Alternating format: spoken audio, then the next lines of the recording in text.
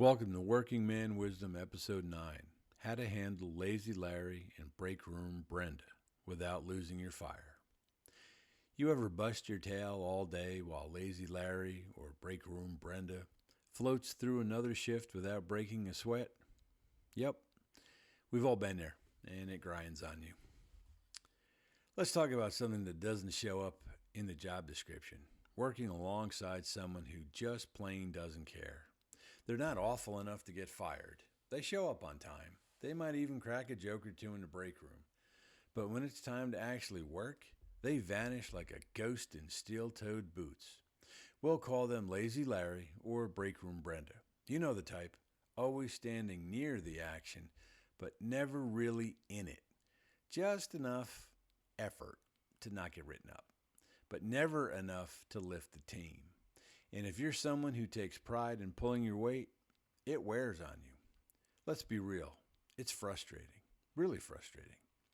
You show up early, you give a damn, you cover shifts, you pick up the slack, and they're somehow always on the way or just about to start. It feels unfair. But here's the thing, folks. You don't work for Larry, and you definitely don't answer to Brenda. You work for yourself. Remember that. You work for yourself. You work for your pride. You work for your name. Here's 5 ways to keep your fire lit when someone else has a fire that's barely flickering. Number 1, control your controllables. You can't make Larry care. You can't make Brenda pick up the pace. But what you can control is your own attitude and your own effort. That is your power. When they start slacking off, don't stew in silence. Channel that frustration. Use it to tighten up your own work. Turn, why don't they care, into watch me handle this like a pro.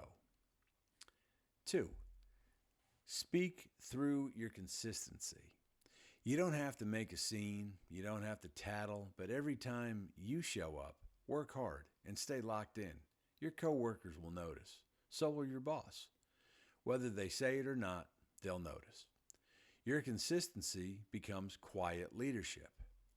Keep a mental tally of the wins, even small ones. I handled that order solo. I finished the task ahead of schedule. That's proof that you bring the value. Tip 3, don't let them live rent-free in your head. This is a big tip, folks. Don't let them live rent-free in your head. You ever catch yourself griping about Larry for half the day or running the same conversation in your head? Why doesn't he help more? Why do I always have to pick up the slack? Why does nobody say anything? That's how it starts. And before you know it, Larry's not just slacking off. He's squatting in your mind, messing with your focus, your mood, maybe even your tone when you go home to your family. He's living rent-free in your head. Here's the hard truth, folks.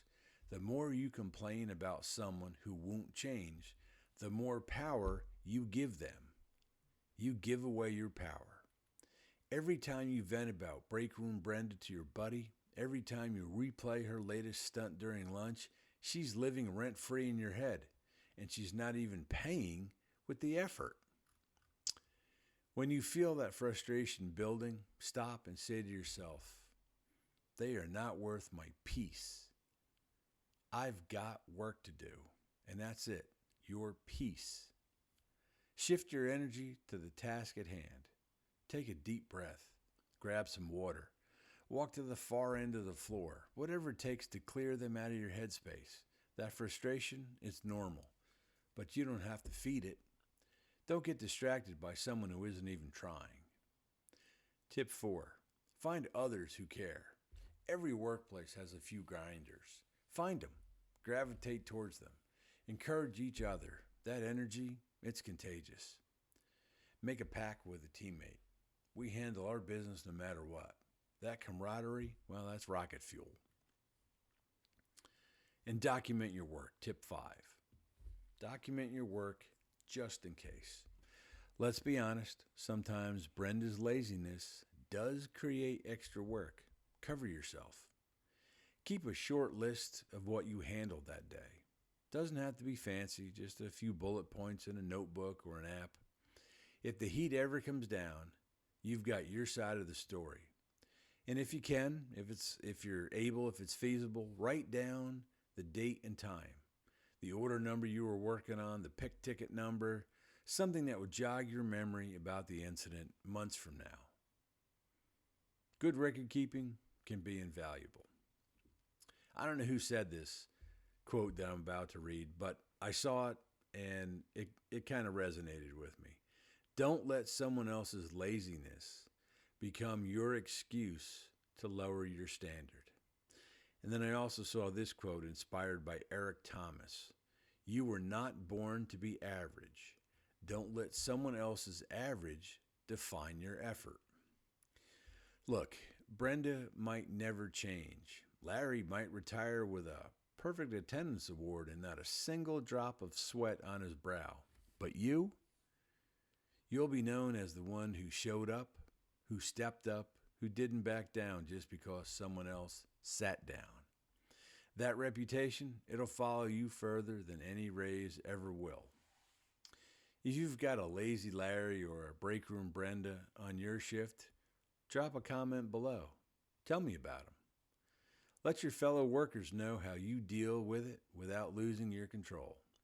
And hey, if this hits home, go ahead and punch that like button like it's the end of the shift bell.